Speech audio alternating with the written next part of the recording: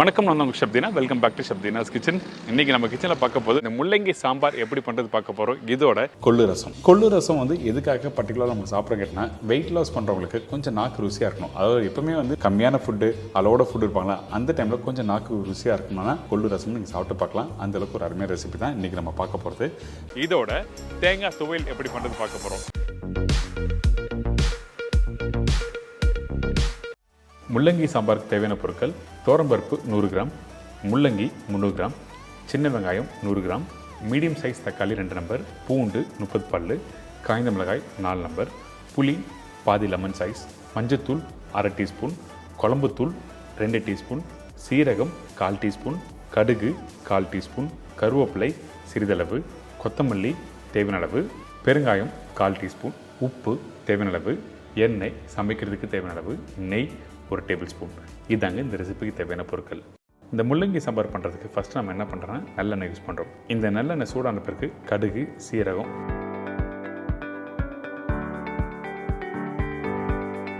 இந்த கடுகும் சீரகம் நல்லா பொரிஞ்ச பிறகு பூண்டு போட ஆரம்பிங்க. அதுக்கு பிறகு சின்ன வெங்காயம் கொஞ்சம் பெருசாக இருந்ததுன்னா 1/2 கட் பண்ணி போடலாம். அதுக்காக நீங்கள் பொடிசாக கட் பண்ண வேண்டிய அவசியம் இல்லை.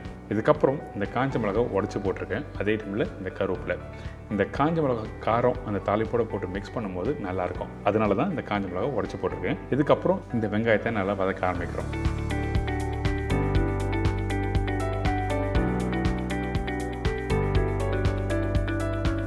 இந்த வெங்காயம் கரெக்டாக ஒரு 30% வதங்கி முடித்த பிறகு நம்ம என்ன பண்ணுறோம், க்ளீன் பண்ணி கட் பண்ணி எடுத்து வச்சுருக்க இந்த முள்ளங்கியை போட போகிறோம்.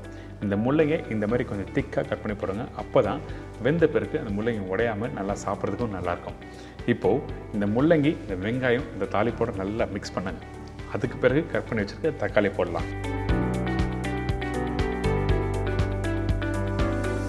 இப்போது இந்த தக்காளி போடுறேன்ல, அதே மாதிரி இந்த தக்காளி சின்ன சின்ன க்யூப்ஸை கட் பண்ணி போட்டிருப்பேன். நார்மலாக என்ன பண்ணுவீங்க, வீட்டில் அம்மா வந்து நல்லா பொடிசாக கட் பண்ணி போட்டுருவாங்க. ஆனால் தக்காளி இந்த மாதிரி க்யூப்ஸை கட் பண்ணி போடும்போது குக்கிங் முடித்த பிறகு சாப்பிட்டிங்கன்னா நல்லாயிருக்கும் அந்த முழு தக்காளி. இதுக்கப்புறம் மஞ்சத்தூள், குழம்புத்தூள். இந்த குழம்புத்தூள் நம்ம எப்படி பண்ணுறதுன்னு சொல்லிட்டு நான் ஆல்ரெடி வீடியோ கொடுத்துருக்கேன். அந்த வீடியோ நீங்கள் செக் பண்ணிக்கலாம். அதோட லிங்க்கை நான் கீழே கொடுத்துருக்கேன். இதுக்கப்புறம் உப்பு, பெருங்காயம்.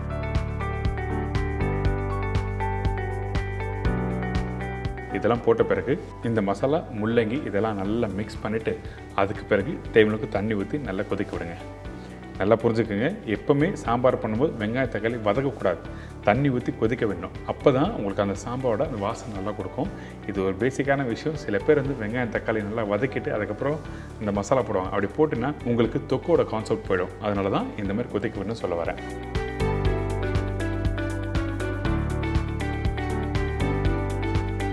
இப்போ இந்த மசாலா நல்லா கொதிச்சு வர டைமில் கரைச்சி வச்சுருக்க அந்த புளி தண்ணியை ஊற்றுறோம். இந்த புளி தண்ணி போட்ட பிறகு நல்லா கொதிக்க விடுங்க.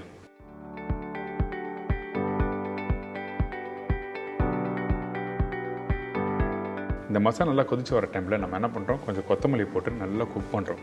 இந்த டைமில் இந்த முள்ளங்கி பார்த்திங்கன்னா ஆல்மோஸ்ட் ரெடியாக இருக்கும். அதாவது நல்லா முழுசாக இருக்கும். அதே டைமில் அந்த புளிப்புத்தன்மை, காரத்தன்மை எல்லாமே இறங்கியிருக்கும்.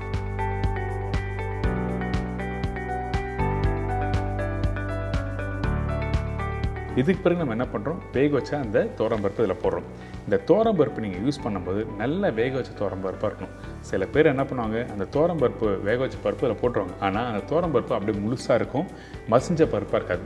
இந்த மாதிரி மசிஞ்ச பருப்பு நீங்கள் போட்டு குக் பண்ணி எடுத்திங்கன்னா உங்களுக்கு அந்த சாம்பார் டெக்ஸ்சர் நல்லா சூப்பராக கொடுக்கும். கடைசியாக கொத்தமல்லி, அதுக்கப்புறம் நெய் போட்டு மிக்ஸ் பண்ணி எடுத்திங்கன்னா ஒரு அருமையான முள்ளங்கி சாம்பார் ரெடி.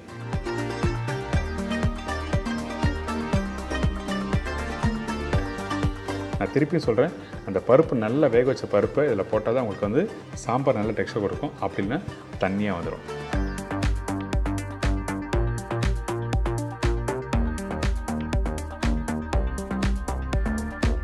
இப்போ சாம்பார் எப்படி பண்ணுறது எல்லாம் தெரிஞ்சிருக்கோம். கண்டிப்பாக ட்ரை பண்ணி பாருங்கள்.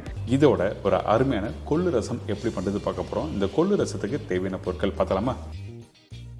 கொள்ளு 150 கிராம், இடிச்ச பூண்டு 15 நம்பர், பெரிய சைஸ் தக்காளி 1, காய்ந்த மிளகாய் 3-4 நம்பர், முழு சீரகம் 1/4 டீஸ்பூன், மிளகு பவுடர் 1/2 டீஸ்பூன், கடுகு 1/4 டீஸ்பூன், பெருங்காயம் 1/2 டீஸ்பூன், மஞ்சத்தூள் சிறிதளவு, தனியா பவுடர் 1/2 டீஸ்பூன், சீரகம் பவுடர் 1 டீஸ்பூன், கருவேப்பிலை தேவையான அளவு, கொத்தமல்லி தேவையான அளவு, ஆயில், குக் பண்ணுறதுக்கு தேவையான அளவு, உப்பு தேவைக்கேற்ற.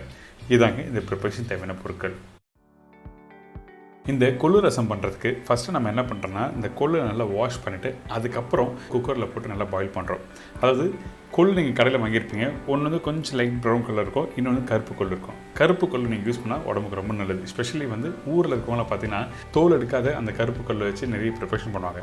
ஸோ அதனால தான் இன்றைக்கி நம்ம என்ன பண்ணுறோம், இந்த கருப்பு கொள்ளு நல்லா பாயில் பண்ணி ரசம் ரெடி பண்ணுறோம். நீங்கள் கரெக்டாக தேவையான தண்ணி ஊற்றி 5லேருந்து ஒரு 7 விசில் விட்டுருங்க. விட்ட பிறகு நீங்கள் எடுத்திங்கன்னா இந்த கொள்ளு நல்லா ரெடியாக இருக்கும். அதே டைமில் கொள்ளு மசிஞ்சு வரக்கூடாது, அந்த தண்ணி நல்லா நிறைய இருக்கணும். அதுக்காக நீங்கள் தேவையான தண்ணி ஊற்றி நல்லா பாயில் பண்ணுங்கள். அந்த கொள்ளு உள்ளே இருக்க கொள்ளு நல்லா மசிஞ்சு போச்சுன்னா என்ன பண்ணால், அந்த மசிஞ்ச அந்த கொள்ளு தண்ணியை எடுத்து நீங்கள் ரசம் பண்ணால் அடிப்பிடிக்க ஆரம்பிக்கும். இந்த மாதிரி தான் தண்ணியாக இருக்கணும்.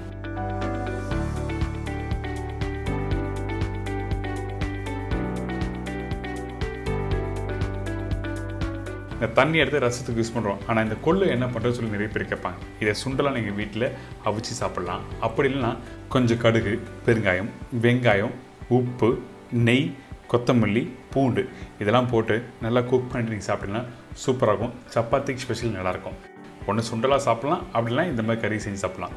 இப்போது அந்த கொள்ளு தண்ணியை வச்சு எப்படி ரசம் பண்ணுறது பார்ப்போம். இந்த மண்சட்டில் கொஞ்சமாக எண்ணெய் ஊற்றி நீங்கள் குக் பண்ணுங்கள். ஏன் கேட்டிங்கன்னா, ரசம் முடித்த பிறகு எண்ணெய் மேலே மிதங்கும். அதனால தான் கொஞ்சமாக எண்ணெய் ஊற்றிருக்கேன். இதுக்கு பிறகு கடுகு, சீரகம், காஞ்ச மிளகாய், பூண்டு, கருவேப்பிலை இதெல்லாம் போட்டு நல்லா தாளிச்சிருங்க.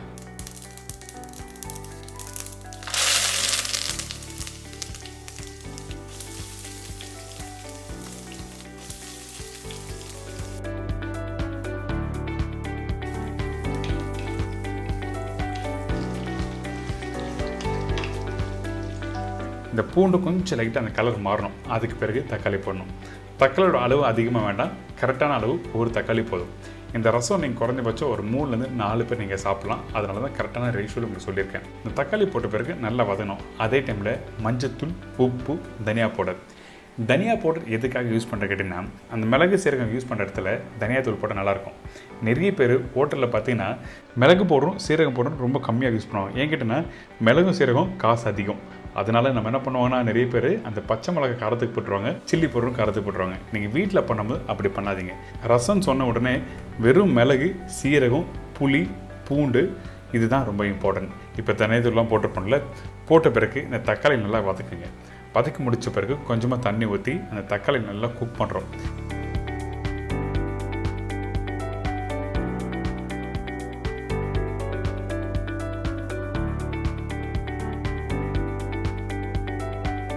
பார்த்தீங்களா, இந்த தக்காளி நல்லா வதங்கியிருக்கா. இதுக்கு பிறகு நம்ம என்ன பண்ணுறோம், புளி தண்ணி ஊற்ற போகிறோம். புளி தண்ணி ஊற்றின பிறகு தண்ணி கொஞ்சமாக ஊற்றி நல்லா கொதிக்க விடுங்க. புளி தண்ணி போட்ட பிறகு நல்லா கொதிச்சு வரணும், அந்த பச்சை வாசனை போடணும். கடைசியாக தண்ணி ஊற்றின பிறகு நம்ம மிளகு சீரகம் அந்த பெருங்காயம் போடும் பார்த்தீங்களா, அந்த ஸ்டேஜில் கொதிச்சதுன்னா உங்களுக்கு மிளகு சீரகம் வந்து கீழே இறங்கிடும். அதனால தான் கொதிக்கக்கூடாது சொல்லுவாங்க கடைசியான ஸ்டேஜில். இப்போது இந்த புளி தண்ணி போட்ட பிறகு நல்லா கொதிச்சிருக்கு. அந்த பச்சை வாசனை போன பிறகு கொள்ளு தண்ணி.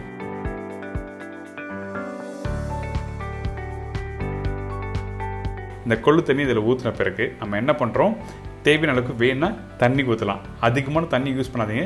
கொள்ளு ரசத்துக்கு கொள்ளு தண்ணி தான் ரொம்ப இம்பார்ட்டன்ட். அதனால் கொள்ளு தண்ணி ஊற்றின பிறகு இந்த இடத்துல உப்பு, காரம், புளிப்பு தன்மை கரெக்டாக செக் பண்ணுங்கள். இன்கேஸ் புளிப்பு அதிகமாக இருக்குது, என்ற கொள்ளு தண்ணி இல்லைன்னு நினச்சிங்கன்னா அந்த டைமில் கொஞ்சமாக பச்சை தண்ணி ஊற்றிக்கலாம். இதுக்கு பிறகு தேவையான அளவு கொத்தமல்லி, கொஞ்சம் சீரக பவுடர்,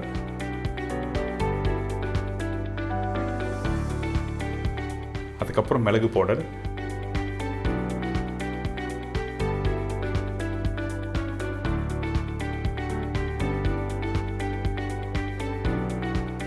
பெருங்காய பவுடர் இதெல்லாம் போட்ட பிறகு அடுப்பை மீடியமான ஃப்ளேமில் வைங்க. ஹை ஃப்ளேமில் வைக்கக்கூடாது. ஏங்கிட்டனா ரசம் இதுக்கு மேலே கொதிச்சதுன்னா உங்களுக்கு அந்த டேஸ்ட் போய்டும், நல்லா இருக்காது. அதனால் நம்ம என்ன பண்ணுறோம், மீடியமான ஃப்ளேம் வச்ச பிறகு கொஞ்சம் பொங்குற மாதிரி காமிக்கிறோம் பார்த்தீங்களா, இந்த மாதிரி வர ஸ்டேஜில் கண்டிப்பாக அடுப்பு ஆஃப் பண்ணிடணும். கொதிக்கக்கூடாது. கொதிச்சா கண்டிப்பாக ரசம் நல்லா இருக்காது. இதோட இந்த தேங்காய், இந்த பூண்டு, காஞ்ச மிளகாய், புளிலாம் போட்டு ஒரு சூப்பரான துவையல் கொடுத்துருக்கேன். இப்போது இந்த தேங்காய் துவையலுக்கு தேவையான பொருட்கள் நம்ம என்னென்ன பார்த்தலாமா. தேங்காய் 5 பத்தை, உளுத்தம்பருப்பு 1 டேபிள் ஸ்பூன், காய்ந்த மிளகாய் 10லேருந்து 12 நம்பர், பூண்டு 20 பல்லு, புளி ஒரு நெல்லிக்காய் சைஸ், கருவேப்பிலை தேவையான அளவு, உப்பு தேவையான அளவு. இதாங்க இந்த ரெசிபிக்கு தேவையான பொருட்கள். ஃபஸ்ட்டு நம்ம என்ன பண்ணுறோன்னா இந்த உளுத்தம்பருப்பு வறுக்க ஆரம்பிக்கிறோம். இந்த உளுத்தம்பருப்பு வறுக்கும்போது எண்ணெய் ஊற்றாமல் பேன்லேயே நீங்கள் டேரெக்டாக வறுக்க ஆரம்பிக்கணும். அதே டைமில் கருக்கக்கூடாது, ரொம்ப இம்பார்ட்டன்ட்.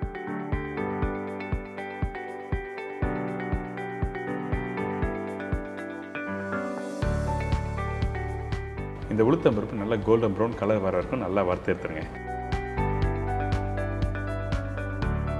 அதுக்கு பிறகு நம்ம என்ன பண்ணுறோம்னா கட் பண்ணி வச்சுருக்க இந்த தேங்காவை இந்த மிக்ஸி ஜாரில் போட்டிருக்கோம். காரத்துக்கு ஏற்ற மாதிரி 12 15 காஞ்ச மிளகா போட்டலாம். குண்டு மிளகா காரம் இருக்கும். ஸோ குண்டு மிளகா நீங்கள் வீட்டில் யூஸ் பண்ணுங்கள். இதுக்கு பிறகு இந்த பூண்டு, கருவேப்பிலை, புளி ஒரு நெல்லிக்காய் சைஸ் சொல்லியிருக்கேன். அதாவது நீங்கள் சாப்பிடும்போது அந்த புளிப்பு தன்மை தெரியும். அதுக்கப்புறம் தான் அந்த பூண்டோட டேஸ்ட்டு, அதுக்கப்புறம் காஞ்ச மிளகா காரத்தில் தெரிய வரும். ஸோ அந்த அளவுக்கு கரெக்டாக நீங்கள் போட்டுங்க. இதுக்கு பிறகு வறுத்து வச்சுருக்க அந்த உளுத்தம்பருப்பு கொஞ்சமாக தண்ணி ஊற்றி அரைச்சிடணும். நீங்கள் அரைக்கும் போது கெட்டியான பக்கத்தில் அரைச்சிடணும். அதே டைமில் கொஞ்சம் குறைன்னு அரைச்சா தான் சாப்பிட்றதுக்கு நல்லாயிருக்கும். துவையல் நைஸாகவும் அரைக்க வேண்டாம், ஒரு 90% அளவுக்கு நீங்கள் அரைச்சி எடுத்துருங்க. இந்த மாதிரி அரைச்சி முடித்த பிறகு நம்ம என்ன பண்ணுறோன்னா கொஞ்சம் உப்பு போட்டு திருப்பியும் அரைக்க ஆரம்பிக்கிறோம். அதுக்கு பிறகு ஓப்பன் பண்ணி பார்த்தீங்கன்னா இந்த மாதிரி நல்லா சுவையான ஒரு தேங்காய் துவையல் ரெடி.